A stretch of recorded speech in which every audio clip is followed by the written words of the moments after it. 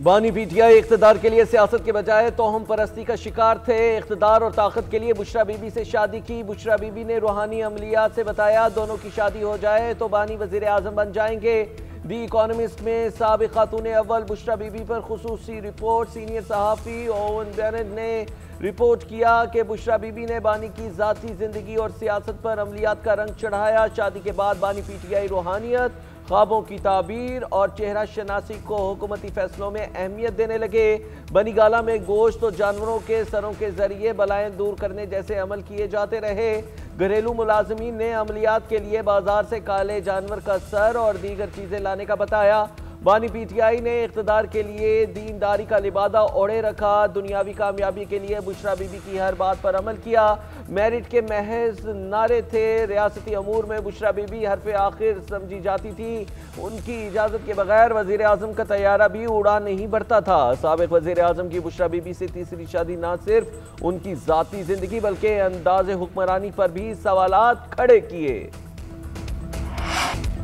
हसास इदारे के कुछ अफराद मुबैना मालूमात बुशरा बीबी तक पहुंचाते थे। बुशरा बीबी इन मालूमात को बानी के सामने अपनी रूहानी बसीरत बनाकर पेश करती थी। बुशरा बीबी की करप्शन सामने लाने पर उस वक्त के DGISI आसिम मुनीर को हटाया गया। साबिक आर्मी चीफ जनरल बाजवा से 1-on-1 मुलाकात में भी वो मौजूद थी। ज्यादातर वक्त बुशरा बीबी ही बोलती रहीं। साबिक वज़ीर आज़म के करीबी हल्कों के मुताबिक बुशरा बीबी अहम तकर्रियों और सरकारी फैसलों पर असरअंदाज होती थी। ये तमाम अवामिल इमरान खान की फैसला साजी पर असरअंदाज हुए। हुकूमती मामलात में गैर मामूली रूहानी असर रसूख की शिकायत को तक़वियत मिली। बुशरा बीबी का वज़ीर आज़म हाउस पर मुकम्मल कंट्रोल था। बुशरा बीबी के रूहानी असर के नतीजे में इमरान खान अपने ऐलान करदा इस्लाहाती एजेंडे को नाफिज करने में नाकाम रहे।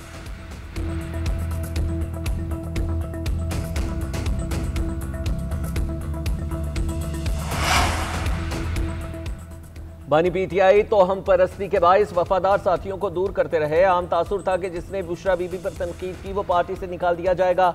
बानी से ओन चौधरी ने कहा अगर वो हल्फ बर्दारी में हुए तो बुशरा बीबी नहीं आएंगी। जहांगीर तरीन समेत बाज करीबी साथियों ने मुबैना तौर पर काले जादू से मुतल्लिक खदशात का इजहार किया। इन्हीं खदशात के बाद कुछ वफादार रहनुमाओं को एकतरफा तौर पर दूर कर दिया गया। दी इकोनॉमिस्ट की रिपोर्ट में पीटीआई की सियासी अलहदगियों पर भी इंकशाफात। रिपोर्ट के मुताबिक पीटीआई के साथियों में तासुर था कि पार्टी अपने फैसले इदारा जाती नहीं बल्कि जाती पसंद और नापसंद की बुनियाद पर कर रही है। पार्टी एक शख्सियत के गिर्द घूमती रही। सियासत, रूहानियत और ताकत को यकजा करने के बनाया गया हुकूमती मॉडल पीटीआई के लिए नुकसान का बाइस बना। डेफिनेटली खान साहब को ये बात पावर कराई थी कि अगर आप मुझसे शादी कर लेंगे तो आप इस मुल्क के वजीर आजम बन जाएंगे। इमरान खान साहब का आना जाना, उठना बैठना, खाना पीना, ऑफिस किस वक्त जाना है, आज यहाँ पे नहीं जाना, आज फलां जगह पे नहीं जाना, जहाज किस वक्त उड़ेगा, ये तमाम बातें जो हैं ये बुशरा बीबी के ऑर्डर से ही होती थी। बुशरा बीबी की शादी के वक्त जबायना ने भी ट्वीट किया और उस वक्त के इस चीज पर किसी ने ध्यान नहीं दिया। पीटीआई के दौर में बहुत सी चीजें पाकिस्तान के लिए बदनामी का बायस बनती रहीं। बानी पीटीआई के फैसले कहीं से भी 25 करोड़ अवाम के लिए नहीं होते थे। बरतानवी जरीदे इकोनॉमिस्ट की शरीक मुसन्निफा बुशरा तस्कीन की GNN से गुफ्तगू। कहा कि जहांगीर तरीन समेत पीटीआई के रहनुमाओं को चुन चुनकर पार्टी से निकाला गया। जो पार्टी रहनुमा शुरू से बानी के साथ थे बुशरा बीबी के आने से छोड़ गए। बानी पीटीआई के सियासी वादे बातों की हद तक थे, किसी पर अमल नहीं हुआ। इनकी काबीना में शामिल वज़रा और अरकान ने एतराफ़ कर लिया। बताया कि बानी की नाकामी की वजूहात इंतजामी थी, एस्टैब्लिशमेंट नहीं। बुशरा बीबी के पास ऐसे ज़राए थे जो उन्हें मालूमात फराहम करते थे। अगर वाकई रूहानी ताकत होती तो पीटीआई का ये हाल ना होता जो आज है।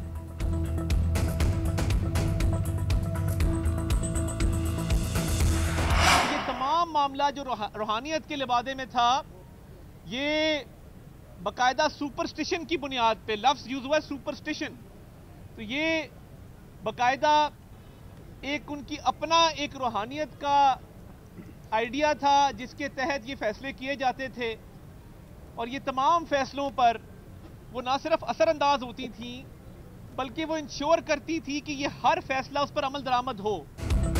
बानी पीटीआई की सियासत झूठ और बहतान के सिवा कुछ नहीं थी। हुकूमती फैसलों में बुशरा बीबी का अमल दखल था। रूहानियत का लिबादा ओढ़े अहलिया साबिक वज़ीर आज़म पर असरअंदाज होती थी। सब कुछ तो हम परस्ती की बुनियाद पर हो रहा था। वज़ीर इत्तलात अताउल्लाह तारड़ की मीडिया टॉक, कहते हैं मुल्क के तमाम मुआशी और सियासी फैसले बानी पीटीआई की अहलिया करती थी।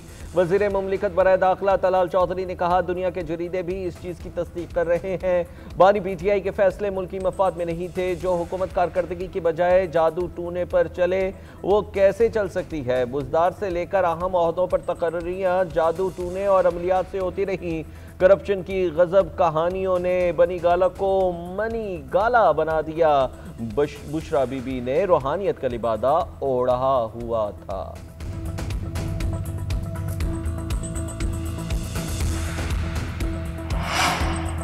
बुशरा बीबी पर आर्टिकल शरअंगेजी और झूठ पर मबनी है। इसके खिलाफ कानूनी चाराजोई का हक रखते हैं। चेयरमैन पीटीआई बैरिस्टर गौहर का रद्द-ए-अमल, कहा कि इस किस्म के आर्टिकल स्पॉन्सर्ड होते हैं। मकसद बुशरा बीबी और बानी पीटीआई के किरदार कुशी करना है। ऐसे हथकंडों से बुशरा बीबी को नहीं तोड़ा जा सकता। वो बहादुरी के साथ जेल काट रही हैं। इससे कबल भी उन पर इद्दत केस में घटिया इल्जामात लगाए गए जिससे वो बरी हुई। इद्दत केस की तरह ये भी एक मनगढ़ंत कहानी है। वक्त साबित करेगा ये बातें भी बेबुनियाद हैं।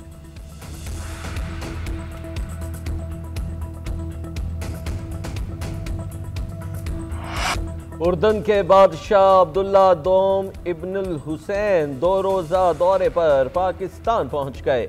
सदर मुमलिकत और वज़ीर आज़म ने इस्तकबाल किया। खतून अव्वल आसिफा भुट्टो जरदारी, बिलावल भुट्टो जरदारी, वफाकी वज़ीर इत्तलात अताउल्लाह तारड़, वफाकी वज़ीर मुसद्दिक़ मलिक समेत दीगर वज़रा और आला हुक्काम मौजूद थे। वज़ीर आज़म हाउस में मौजूद मेहमान को गार्ड ऑफ ऑनर पेश किया गया। इस्तकबालिया तकरीब का भी एहतमाम किया गया। तर्जुमान दफ्तर ख़ारजा ताहिर हुसैन इंदराबी ने कहा, ये दौरा वज़ीर आज़म शहबाज शरीफ की दावत पर हो रहा है। दोनों ममालिक के सियासी, मुआशी और सकाफती शोबों में ताउन को नई समत और मजबूत बुनियाद फराहम करेगा। शाह अब्दुल्ला दोइम को आला तरीन सिविल अवार्ड भी दिया जाएगा। सदर मुमलिकत आसिफ अली जरदारी ने आर्मी एक्ट तरमीमी बिल समेत 3 बिलों की मंजूरी दे दी। नए कानून के तहत field marshal Syed Asim Munir chief of the defence forces होंगे, जिनकी मुद्दत मुलाजमत 2030 तक होगी। सदर ने एयरफोर्स और नेवी तरमीमी बिल 2025 की मंजूरी भी दी। मंजूरियों के नोटिफिकेशन पीपल्स पार्टी की जानिब से सोशल मीडिया पर जारी। सदर की मंजूरी के बाद यह बिल अब आइन का हिस्सा बन गया।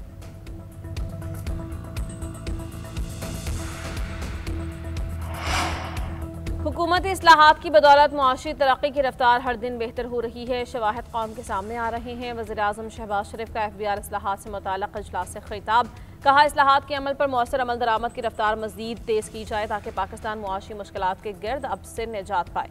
वज़ीर आज़म की जानिब से टैक्स चोरी रोकने, तंबाकू, टाइल्स, दीगर बड़े शोबों में टैक्स वसूली के निज़ाम में मौजूद खामियों को मरहलावार मौसर अंदाज में ख़त्म करने की हिदायत।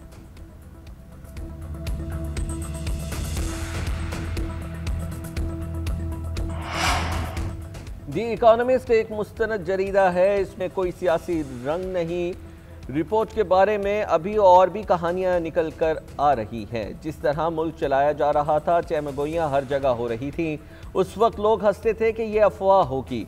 नायब सदर पीपल्स पार्टी शहरी रहमान का कहना है, ये साबिक वज़ीर आज़म के इर्द गिर्द एक चुंगल बनाया गया था। बानी पीटीआई के फहम पर भी सवाल उठता है कि उन्होंने किस तरह ये सब होने दिया। सीनियर वज़ीर सिंध शर्जील इनाम मेमन कहते हैं, सबको पता था कि बानी पीटीआई की हुकूमत कौन चला रहा है। रियासत मदीना के लिए कंटेनर पर चढ़कर मजहबी टच देने का कहा जाता था। बानी पीटीआई के दौर में बुरी गवर्नेंस थी। जनाजों और मैयतों पर ना जाना बुशरा बीबी खुद तय करती थी। लोगों को वज़ीर आज़म हाउस बुलाकर ताज़ियत की जाती थी। वज़ीर इत्तलात पंजाब अज़हर बुखारी ने इकोनॉमिस्ट की रिपोर्ट को 100% दुरुस्त करार दे दिया। कहा कि पिंकी, गोगी, कोच और बसदार ने मिलकर बानी को 4 साल डुगडुगी पर नचाया। मरियम नवाज और राना सनाउल्लाह पर बुशरा बीबी की फरमाइश पर मेंटल टॉर्चर किया जाता था। मुखालिफिन को दीवार में चुनवाने वालों की रूहानियत 3 साल से दफन हो गई है। आज मरियम नवाज की हुकूमत में बुशरा बीबी को B क्लास की सहूलियात दी जा रही हैं। ये अपना अपना ज़र्फ है।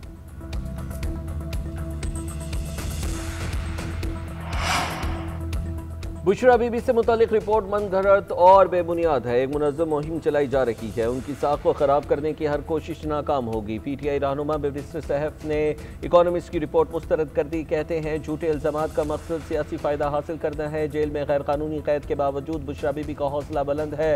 वो मिसाली क़ुव्वत बर्दाश्त दिखा रही हैं। कुर्बानियों का दौर ख़त्म होगा, इंसाफ ज़रूर मिलेगा। वज़ीर आला के मुशीर इत्तलात शफी जान का कहना है कि आलमी अदालत से रुजू करेंगे।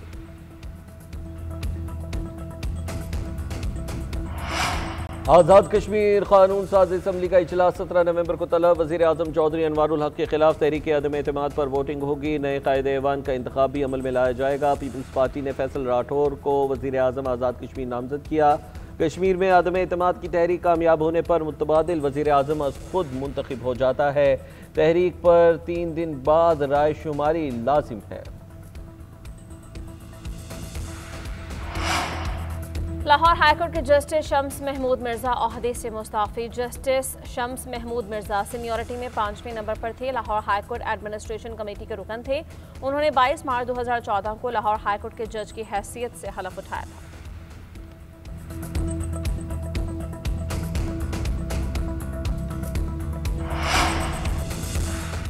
जजेस के इस्तीफे आ रहे हैं, ये सिलसिला नहीं रुकेगा। हमें उनकी लाइन पकड़ने की ज़रूरत है। मुस्ताफी होने वाले जजेस में से एक जज एक पॉलिटिकल पार्टी को इंसाफ देना ही इंसाफ समझते थे।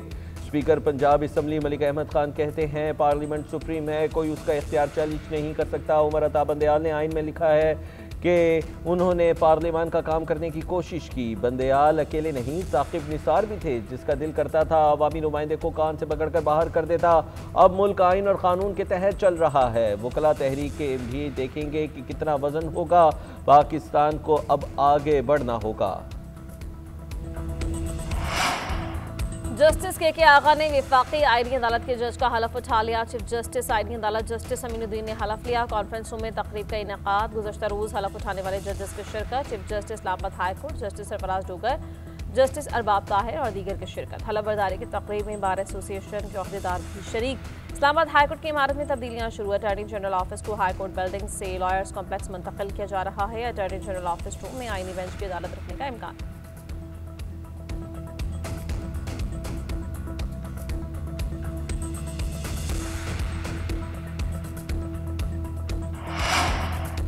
अमरीकी सदर डोनाल्ड ट्रंप की सऊदी वली-अहद से मुलाकात कैजुअल होने की तस्दीक। अमरीकी सदर का कहना है कि आइंदा हफ्ते सऊदी वली-अहद से होने वाली मुलाकात सिर्फ मुलाकात ही नहीं, इससे बढ़कर होगी।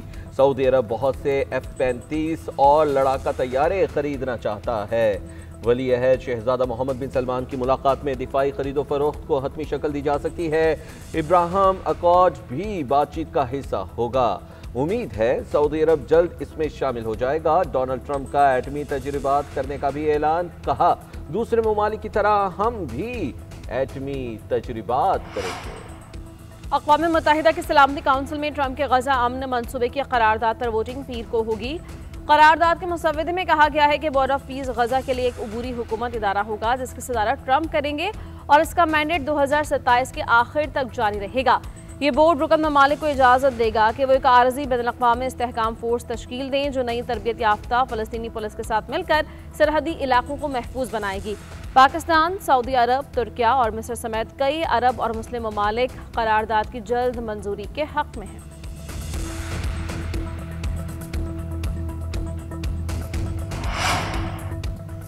सेहूनी जारहियत का शिकार मजलूम फ़लस्तीनियों की मुश्किलात में इजाफा। गजा पट्टी में मौसम सरमा की पहली बारिश। मूसलाधार बारिश से पनाहगुज़ीनों के खैमे डूब गए।